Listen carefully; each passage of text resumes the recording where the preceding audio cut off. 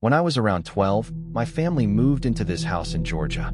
It wasn't anything special from the front, just another suburban home in a quiet middle-class neighborhood, but the backyard was something else entirely. 2 acres of open space bordered by thick, shadowy woods on 3 sides.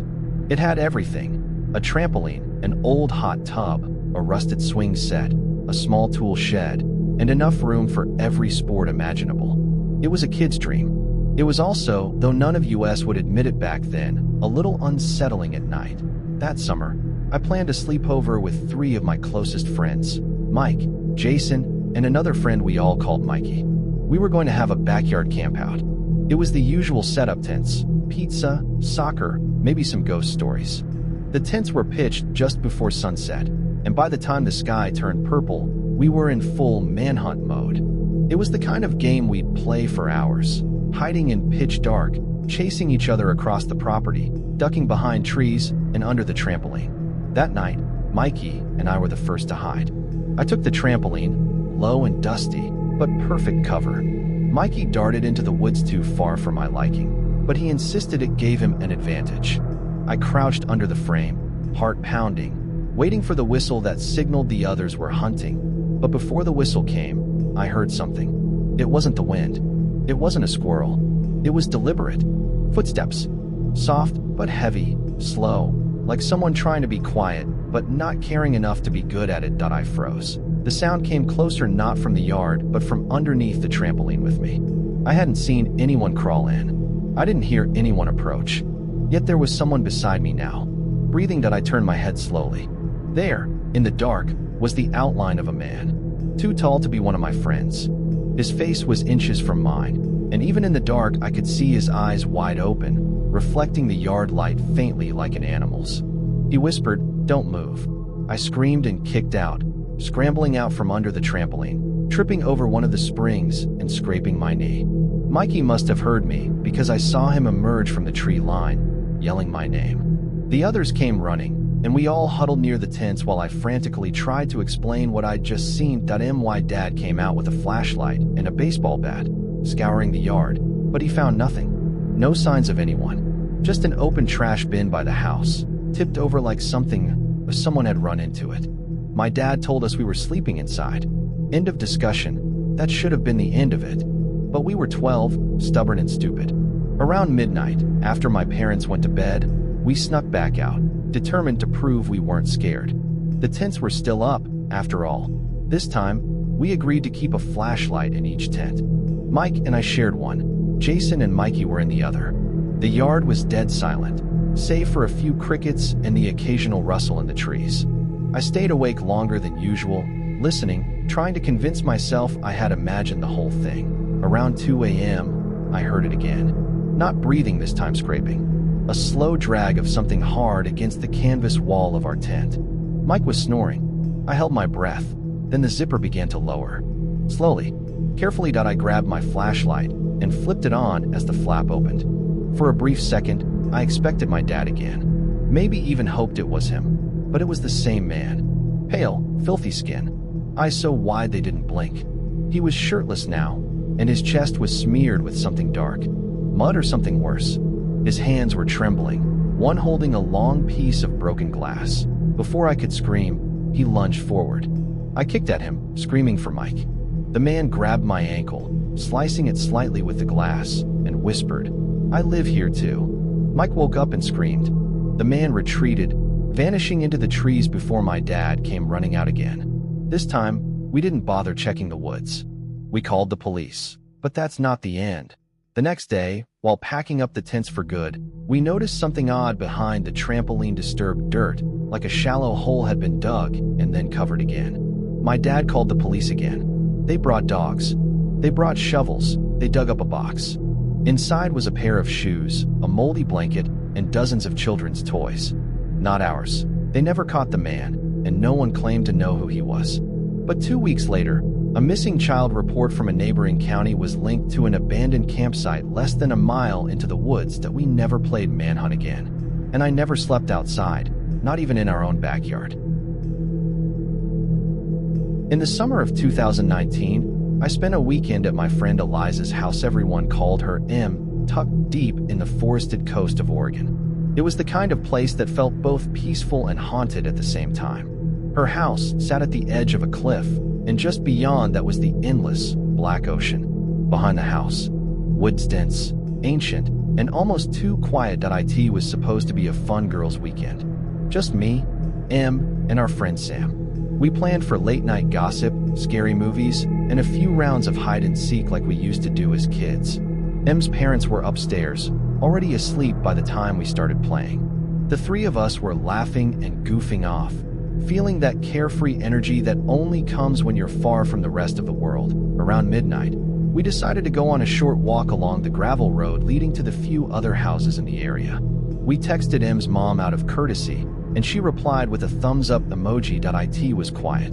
Too quiet. The night air was chilly, but not cold, certainly not cold enough for the man we saw walking toward us a few minutes later. He was bundled up in a thick coat with a scarf wrapped tightly around his face. The weird thing was it wasn't that kind of night. It was maybe 60 degrees. No wind, no rain, nothing. Just him. And his smell. As he passed us, we were all hit by it at once. A stench so foul it felt like it crawled into your throat and strangled your lungs. Sam gagged. I thought Em was going to throw up. I covered my nose and turned my head as the man walked by, eyes downcast. He stinks like something dead. Em whispered. We turned back toward the house, deciding the walk wasn't worth it. That's when we noticed something that made our stomachs drop. The man had stopped walking away and was now following us. First, it was slow, deliberate, almost like he was matching our pace. We tried to laugh it off, told ourselves he lived nearby and was going the same way. But when we sped up, so did he. Then Sam made the mistake of turning around. She screamed, really screamed.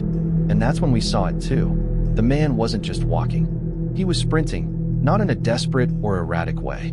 It was focused, like he'd been waiting for us to run. He had something in his hand, maybe a knife, maybe something worse. We didn't wait to find out. We tore down the road, our sneakers skidding on the gravel. We didn't look back, didn't speak, just ran. Once we reached the house, we slammed the door shut, locked it, bolted it, then double-checked every window. Em's parents were still asleep. We didn't wake them. We didn't want to. Maybe it was fear, maybe shame, maybe some primal urge to act like nothing happened so it wouldn't become real. For a few hours, it worked. We calmed down, watched a horror movie, ate chips. Sam even made a joke about the guy being some kind of swamp zombie. Then came the second knock. It was about 2:30 a.m. I was lying on the couch, closest to the window, when I heard the soft tap tap tap on the glass. I sat up, heart thumping. From where I was, I could only see the reflection of the room behind me. Em, I whispered. Did you hear that? She was half asleep but nodded. Probably the deer. I feed one every night. It taps when it wants food. Curiosity took over. I stood up and peered out the window. There was no deer. There was him. He stood just outside the window, motionless, his coat now gone. His chest was bare, skin pale and filthy. The same disgusting stench oozed from the cracks in the window. I didn't scream. I backed away. Guys, I said. He's back. They didn't believe me. Sam looked, saw nothing, rolled her eyes, and went back to her blanket. Em didn't even get up. But I didn't sleep. I stayed awake, staring at that window until the sun began to rise. That should have been the end, but at 5:12 a.m., the front door opened. We hadn't heard anyone come downstairs. Em's parents were still asleep. No footsteps, no creak, just the door slowly, silently opening. I grabbed the flashlight on the coffee table, flicked it on, and pointed it toward the door. He was standing inside the house, not outside. Inside. This time, he was smiling. His teeth were black, his fingernails long and caked with grime. He didn't speak, just took one slow step toward me. I screamed. Em, and Sam woke up instantly. Em's dad came pounding down the stairs in seconds with a shotgun in hand. But the man was already gone. The door was wide open, but there were no footsteps on the wooden floor. No rustling in the bushes. Nothing but silence and the salty air of the ocean. The police arrived within 10 minutes. They took our statements. They said they'd investigate. A week later, they found something. About a mile into the woods was an abandoned hunting shack. Inside, there were bones. Several. Animal, mostly. But not all. The smell was exactly the same as that man's stench. They never caught him, but the cops believe he had been living in those woods for years, watching the cliffside homes from the trees. Waiting, we never found out what he wanted, but I never went back to that house again.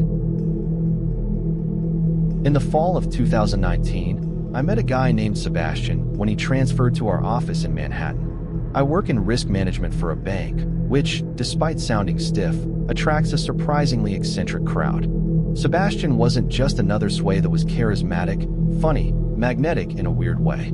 From day one, he had everyone's attention. His stories were outrageous. Private jets, yacht parties, famous girlfriends. No one really believed half of it, but no one cared either. He was entertaining. Over the months, we started hanging out outside of work happy hours, poker nights, even the occasional double date. But something always felt a bit off about him. Sometimes he'd space out mid-conversation, like he wasn't there anymore. Other times, he'd react aggressively to small jokes, only to laugh it off seconds later. The kind of guy who'd make you question your own memory of an event that in December, Sebastian invited me and my younger brother Tyler to spend a long weekend at his family's condo in St. Pete Beach, Florida. He said his sister would be joining too, and the place had 3 bedrooms. His parents wouldn't be there, it'd be just us. I hesitated, but Tyler was thrilled at the idea of escaping the New York cold. So we agreed that we flew down together. Sebastian's sister, Claudia, met us at the airport. She was quiet, almost eerily so.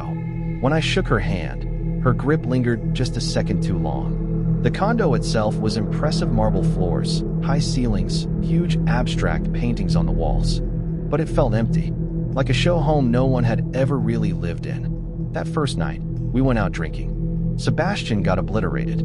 He staggered between girls, slurring bizarre compliments, sometimes veering into insults. Tyler and I tried to keep our distance, but it wasn't long before a guy twice Sebastian's size threatened to break his jaw for hitting on his girlfriend. We dragged him away, but he turned on us, shouting that we were cowards. Claudia didn't say a word, just followed silently behind, that we got back to the condo around 1 a.m. Sebastian was uncharacteristically cheerful again, like none of it happened. But when Tyler jokingly told him some girls had actually approached us at the bar, Sebastian's face dropped. He vanished into his room and slammed the door. Claudia sat on the living room couch, staring at the wall. When I asked if Sebastian was always like this, she said something that still chills me to this day. Sometimes. He brings things back with him. I asked what she meant. She just smiled that we tried to sleep. But around 3 a.m., Tyler shook me awake. He whispered, "Do you hear that?" It was Sebastian, talking, but not to us. Not to Claudia. He was whispering to someone else. That I crept to the door. Through the crack, I saw him in the hallway, standing in front of the mirror, chuckling quietly. No, he doesn't know," he whispered. "But we'll fix that. We always do." Then, louder, "He doesn't belong here. You know that." I backed away. Tyler looked pale. We locked our door. Minutes later, we heard soft scratching on the wood outside. Then a voice, "Joe, come out. I need to show you something. It's important." I didn't respond. We stayed silent, barely breathing. Then came the knock. 1, 2, 3. After a pause, the voice changed. "You can't ignore me forever. You're already part of it." Eventually, the footsteps retreated. I thought maybe we imagined it all. Maybe he was just drunk, but the next morning, Sebastian acted like nothing happened. He made us breakfast, asked if we wanted to hit the beach. Claudia was nowhere to be found. That night, we decided to leave early and got a nearby hotel. As we packed our stuff, I noticed something scratched into the inside of the closet door in the room we stayed in. No one ever leaves. Not really. I stared at it, frozen. Tyler saw it too. When I asked Sebastian about it, he laughed. That was already there. Funny, right? We didn't reply. We left. Back in Manhattan, Sebastian avoided me at work. Within 2 weeks, he was transferred again, this time to another branch out of state. No one knew why. Months later, I looked up the address of that condo. It wasn't owned by Sebastian's family. It was abandoned property. Foreclosed 3 years before. Police reports said the last tenant was a woman who went missing in 2016. Her name, Claudia Ramirez.